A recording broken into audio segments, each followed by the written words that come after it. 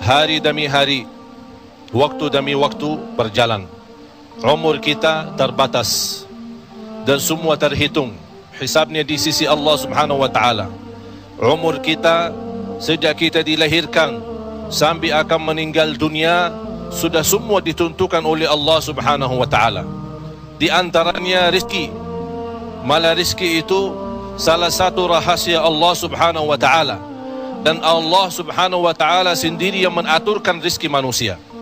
Bukan hanya rezeki manusia, bahkan seluruh makhluk Allah di muka bumi.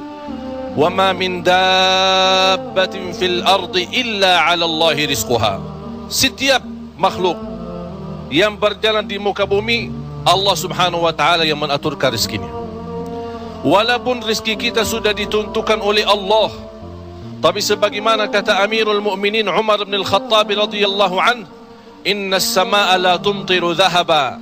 Ketahuilah langit itu tidak akan menurunkan hujan emas. Walaupun rezeki kita sudah ditentukan dan ditakdirkan oleh Allah Subhanahu wa taala, tetap kita punya kewajiban untuk berusaha.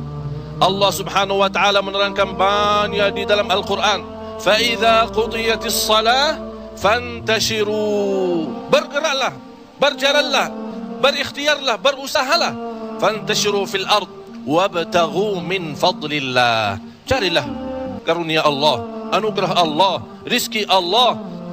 Orang mukmin yang percaya kepada Allah dan senantiasa dia berikhtiar dan berusaha, tetap memiliki keyakinan, menggantungkan hatinya kepada Allah Subhanahu wa taala.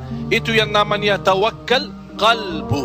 Bukan hanya tawakkal usaha, bukan hanya kita percaya kepada kemampuan diri kita atau kita percaya kepada kecerdasan kita, tapi tetap kita senantiasa memohon pertolongan Allah Subhanahu wa taala. Dan segala amalan itu tergantung niat. Innamal a'malu binniyat wa innama likulli imri'in ma nawa. Kita punya amal, tapi sebelum kita beramal, sebelum kita berusaha, sebelum kita berikhtiar, tolong Bapak Ibu jangan lupa nawaitu. Saat kita mencari nafkah dan rezeki, nawaitunya untuk apa? Jadikan rezeki itu adalah jembatan yang membawa kita mendapatkan ridha Allah, jembatan membawa kita masuk surga Allah. Itulah nawaitu. Hal-hal kecil dengan nawaitu bisa menjadi besar di sisi Allah Subhanahu wa taala. Ada orang nawaitu, dia mencari nafkah dan rezeki, begitu dia mendapatkan rezekinya, dia nawaitu untuk memenuhi hak-haknya, kewajibannya terhadap istrinya, kewajiban terhadap anaknya. Sampai Rasul bersabda, sampai seorang suami suapin istrinya diberikan pahala sedekah. Coba bayangkan, berarti nawaitu itu sangat berarti. Oleh kerana itu Bapak Ibu jangan tinggalkan nawaitu. Di mana anda berada, apa urusannya, mau kemana, tolong dihadirkan nawaitu. Karena dengan niat, disitulah akan kita sama-sama mendapatkan petunjuk Allah Subhanahu wa ta'ala. Semoga senantiasa kita dalam ikhtiar dan usaha kita, selalu kita menambah keyakinan dan kepercayaan kita kepada Allah Subhanahu wa ta'ala. Hari ini kita berusaha berikhtiar, menghadapi sedikit kesulitan dan kesusahan, jangan kita berkata, kenapa Allah tidak melancarkan rezeki dan usaha saya? Tapi harus bertanya kepada diri kita, apa salah saya? Apa kekurangan saya? Barangkali kalau kita muhasabah diri, oh ternyata hari ini saya merasa susah rezeki karena ketiduran salat subuh tadi. Saya merasa malam ini tidak lancar karena saya lupa baca Al-Quran. Saya hari ini merasa tidak baik karena saya ketinggalan salat malam. Inilah muhasabah diri. Al-Imam Muhammad ibn Sirin pernah dia mencela orang, mencaci maki orang. Itu orang miskin.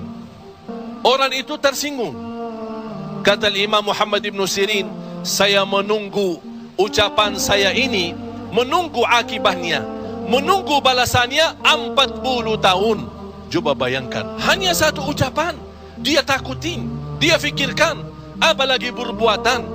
Bapak Ibu, berapa banyak perbuatan kita salah, berapa banyak kita melanggar aturan Allah, berapa kali kita menjauhkan diri dari perintah Allah, padahal kita semua hafal.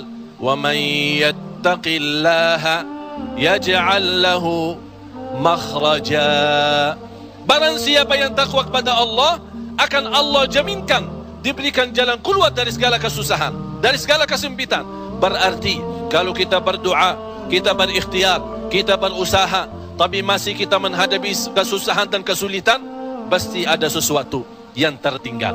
Salah satu amalan di samping ikhtiar dan usaha kita adalah zikrullah, terutama istighfar. Karena termasuk istighfar adalah salah satu kunci mendatangkan rezeki.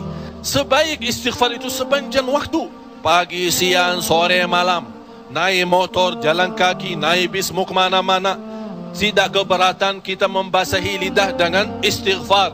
Malah ada seorang sahabat Rasulullah sallallahu alaihi wasallam, "Ya Rasulullah, berikan kepada aku amalan yang menjaminkan aku masuk surga."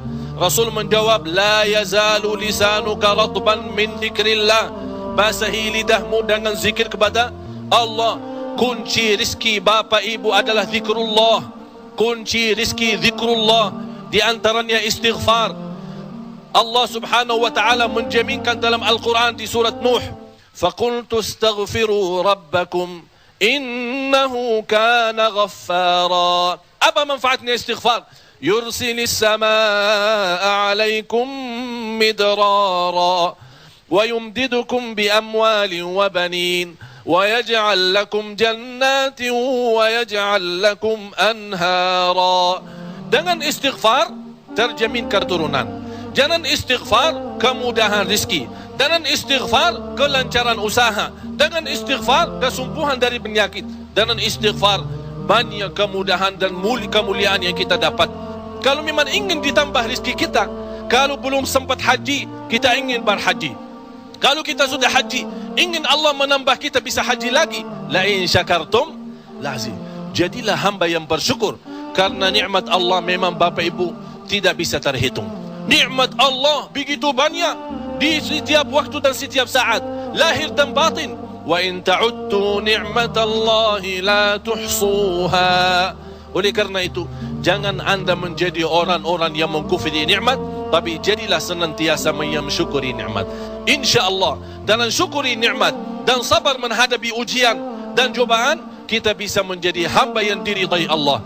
Kalau Allah sudah ridha kepada kita, InsyaAllah segala amal ibadah kita akan diterima, dan segala usaha dan ikhtiar kita akan dipermudahkan oleh Allah subhanahu wa ta'ala. Bapak Ibu, yang terakhir, tidak boleh kita lupa doa. Rasul kita sallallahu alaihi wasallam selalu berdoa kepada Allah subhanahu wa ta'ala. Padahal dia Rasul, terjamin pertolongan Allah. Senjata orang mukmin adalah doa, dan pintu langit bisa dibuka dengan doa.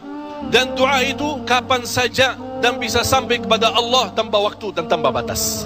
Selama kita masih berdoa kepada Allah, selama masih kita memohon kepada Allah, Allah akan senantiasa mendengar doa kita.